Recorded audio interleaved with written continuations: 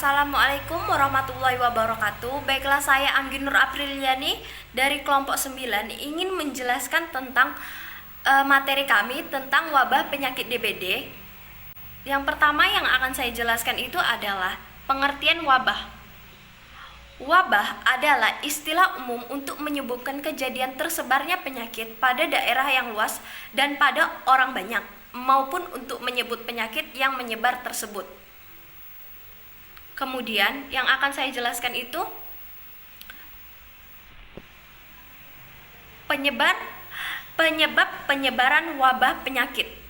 Penyebab penyebaran wabah penyakit di Indonesia bisa disebabkan oleh beberapa faktor di bawah ini.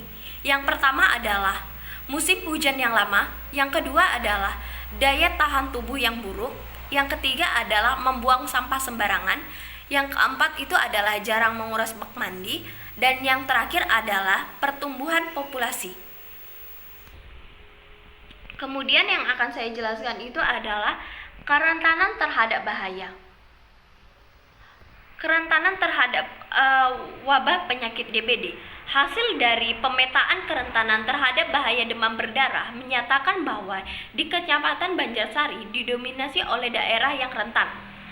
Luas daerah memiliki tingkat kerentanan yang sangat rentan adalah 32,3%, rentan 56%, agak rentan 6,9%, dan pada daerah non pemukiman sebesar 4,8%. Sebagian daerah di Kelurahan Mangkebumen juga mempunyai kerentanan yang sangat rentan. Hal ini disebabkan karena kepadatan penduduk yang tinggi yang dibarengi dengan kepadatan pemukiman yang tinggi pula. Pola pemukiman yang tidak teratur menambah kerentanan di daerah ini. Baiklah, terima kasih, itu saja yang dapat saya jelaskan. Selanjutnya akan dijelaskan oleh teman saya. Baik, saya akan menjelaskan materi yang selanjutnya. Materi yang selanjutnya yaitu dampak negatif bencana wabah penyakit DBD. Dampak dari segi sosial yang dimaksud adalah kerugian yang dialami seseorang yang menderita DBD, termasuk juga salah seorang keluarganya. Kerugian tersebut dapat berupa rasa ketidaknyamanan, kepanikan keluarga, bahkan kematian anggota keluarga yang nantinya akan berdampak pada permasalahan yang lebih luas, yaitu rendahnya usia harapan hidup. Selain dampak sosial, dampak yang ditimbulkan adalah dampak ekonomi yang terbagi menjadi dua, yaitu dampak ekonomi langsung meliputi biaya pengobatan dan perawatan, dan dampak ekonomi tidak langsung meliputi kehilangan waktu kerja, waktu sekolah, dan biaya lainnya, seperti transportasi dan akomodasi yang dikeluarkan selama perawatan. Selanjutnya itu studi kasus wabah penyakit DBD di Indonesia. Demam berdarah dengue yang terjadi di Asia Tenggara, terutama di Indonesia, pertama kali ditemukan di kota Surabaya pada tahun 1968, di mana sebanyak 58 orang terinfeksi dan 24 orang meninggal dunia dengan angka kematian sebesar 41,3%. Sejak saat itu, penyakit DBD menyebar luas ke seluruh Indonesia dan menjadi salah satu masalah kesehatan masyarakat selama 41 tahun terakhir.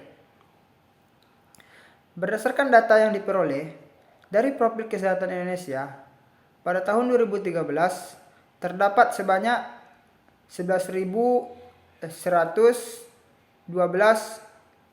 kasus dengan jumlah kematian sebanyak 871 orang dan CFR 0,77%.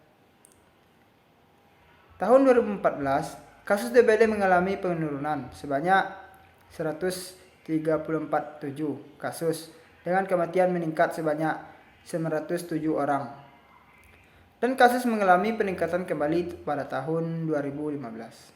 Yang terdapat sebanyak 129.650 kasus dengan jumlah kematian ikut meningkat juga sebanyak 1.071 orang. Selanjutnya yaitu manajemen wabah penyakit DBD.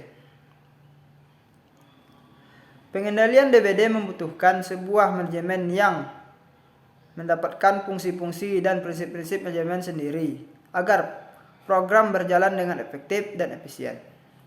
Sejak tahun 2000, program pemberantasan intensif demam berdarah dengue sampai ke desa-desa endemis dengue melalui kerjasama lintas program dan kegiatan 1. Penanggulangan fokus. Yang kedua, penanggulangan masal sebelum musim penularan. Yang ketiga, analisasi selektif. Yang keempat, penyuluhan dan pelaksanaan PSN. Sekian dari kelompok kami, lebih dan kurang kami mohon maaf. Assalamualaikum warahmatullahi wabarakatuh.